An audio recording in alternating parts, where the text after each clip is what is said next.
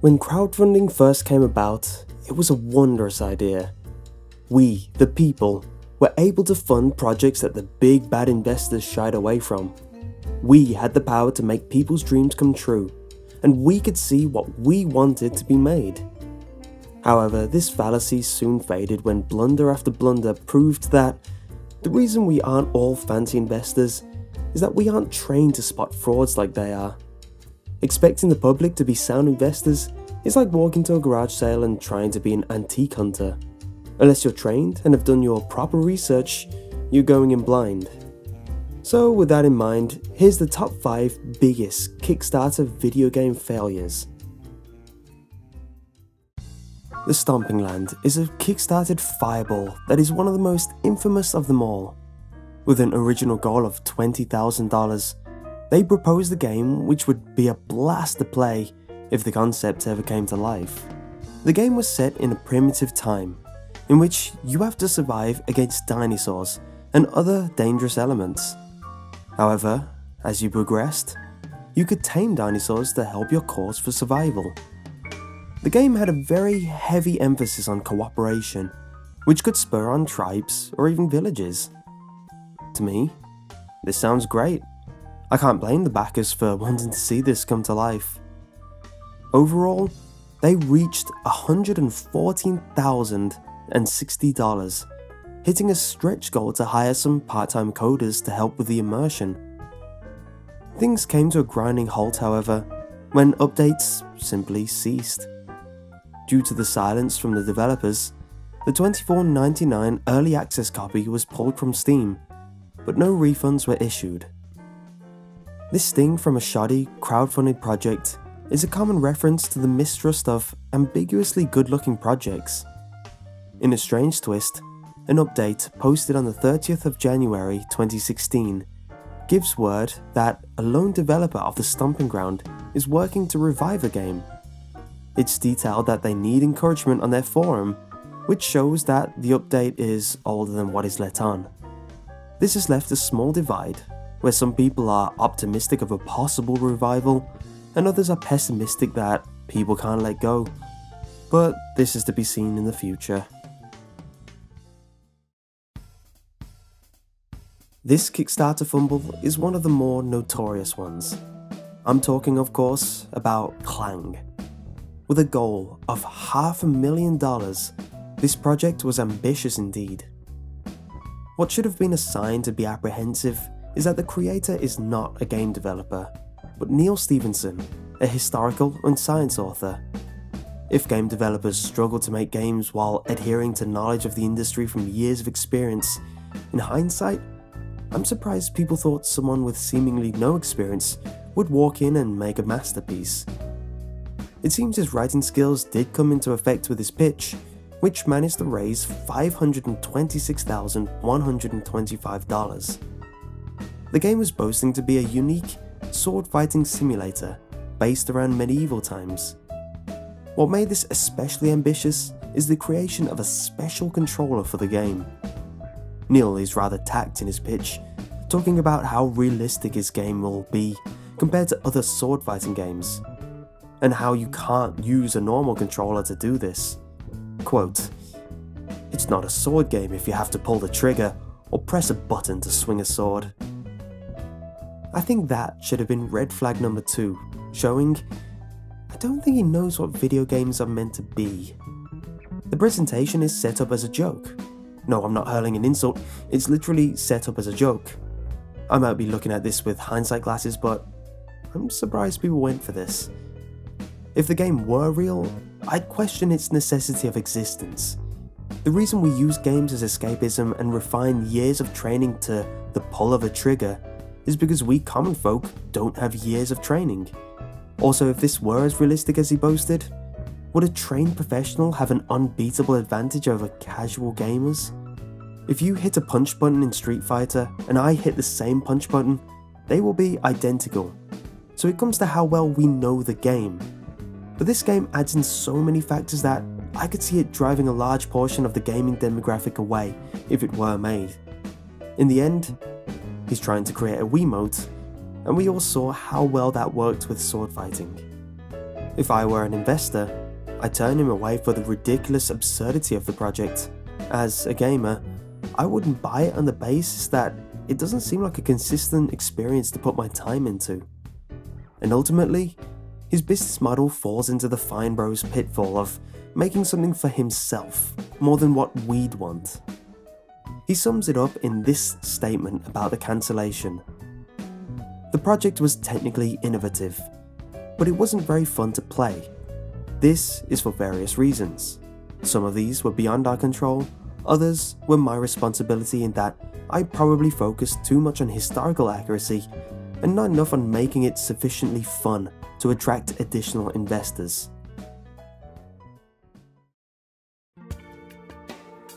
This is the most recent addition to this list. The game is Ant Simulator. Now, a lot of you may have heard about what's happened already, but for those who haven't, here's the lowdown. The money in question came from a mix of Kickstarter for game development tutorials that reached $4,459 of a $4,000 goal, PayPal donations, and investors' money. The tutorial series was going well, and in the midst of this, they started development on a game called Ant Simulator. They were even starting to take pre-orders, and a playable build demo was released. So, with all this known, how did it go wrong? Well, it turned out Eric Tereshinsky, the lead programmer, signed an LLC agreement with his long-term friends, knowing them for over a decade, and they ended up spending the money on strippers and bars. To quote Tereshinsky on his announcement video, they had secretly spent an overwhelming majority of both our Kickstarter money and the Ant Simulator investment money on liquor, restaurants, bars, and even strippers. This, among other reasons, is why it has become exceedingly clear to me that I cannot have my career associated with these guys. He goes on to say, I trusted them, and they'd been my friends for 11 years. That means that resigning, and therefore cancelling the development of Ant Simulator, is the only option available to me right now.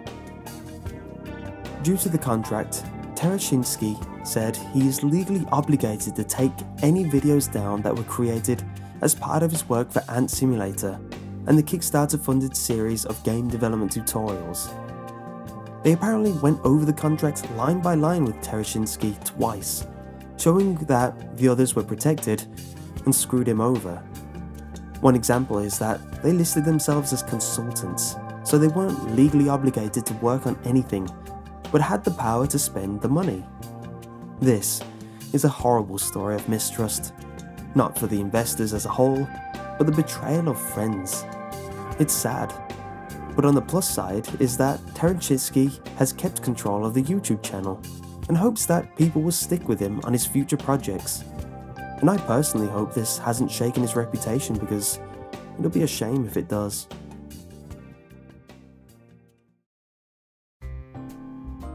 I kind of feel bad doing this one because I like these guys, but I can't ignore this failed project on this list. It's got special notoriety due to the influential backing behind it.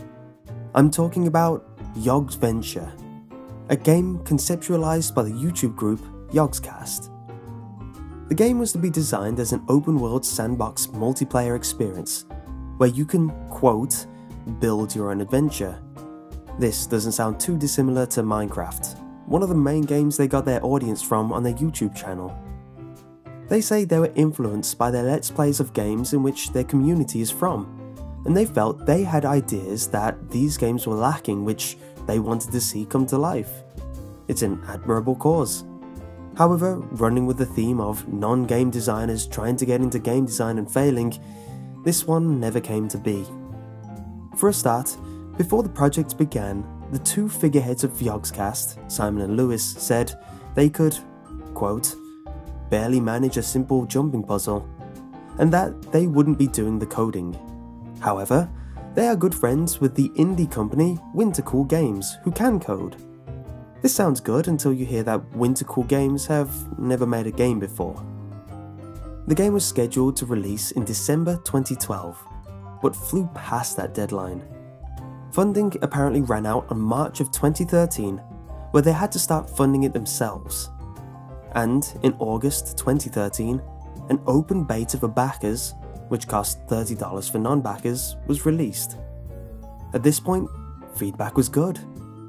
However, soon the updates stopped.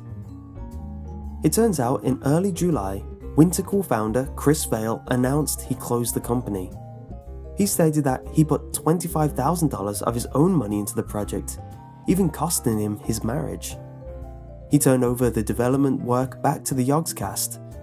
At this point, the statement of them not being able to code may be a bit telling of what happened next. The Yogscast had to do the grueling task of letting the backers know the game has been cancelled, and tried to compensate backers with a copy of the game Tug, which was made by their friends, something that a lot of people weren't happy about. There are some uglier details, such as the missing $150,000. However, I don't want this to devolve into slander and speculation. Needless to say, this is another staple in the references to not back games on Kickstarter by non-game developers. This Kickstarter is especially noteworthy for being one of the biggest ever funded projects on the Kickstarter site, for its time anyway, with a hefty goal of $700,000. This Kickstarter was for a game based on a very popular webcomic by the name Homestuck. Now, if you jumped in glee over the name, or rolled your eyes so hard it hurt, then you've heard of this internet phenomenon. And if you haven't, here's a summary.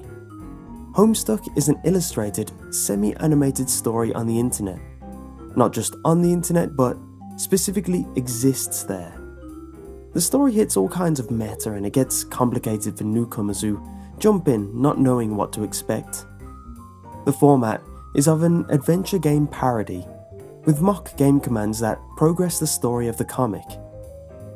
The game was ambitious, wanting to have a mix of various challenges, puzzles and fully developed story, all with great polish. This is why Andrew Hussey, creator of Homestuck, wanted the goal to be so high. Well, they smashed this target, hitting an incredible $2,485,506. The predicted schedule release was for 2014, which has gone by now. So what happened? Well, through the fans' investigations, it appears that the company Hussey invested into to make the game, The Odd Gentleman, stole some of the money it was supposed to use in the game. So things started with Andrew Hussey claiming that development was going to be handled by The Odd Gentleman Company. The game's name was revealed to be Hiveswap. This sounds good so far, however the good times don't last. Months later, the production of the game was moved in-house, which set fans on edge as it was rather sudden. The company produced an underwhelming trailer, not meeting fans' expectations at all, especially for the time it had taken to get to that point in development. During this time, allegedly one of Andrew Hussey's friends wrote a public message outing the Odd Gentleman Company for spending a portion of the Kickstarter money on another game they were helping to develop, the new King's Quest. This is apparently what led to the decision to leave The Odd Gentleman and start an in-house company to start from scratch. It's also why what they produced was not at all to fans' expectations, because they literally had to start again. There is hope that this game will one day come out, but I had to add it to this list for the sheer magnitude of mistrust that this caused to the entire crowdfunding scene. It's currently hitting 2 years late, and the hopes of release is dwindling each day. I'd especially hate to be one of the two $10,000 tier backers. I hope you enjoyed this week's list, and if you did, leave a like. And if you want to see more like these in the future, subscribe. I do these every week. And if you want more list goodness now, click here for my top 10 creepiest video game Easter eggs, or here for my top 13 scariest Silent Hill monsters.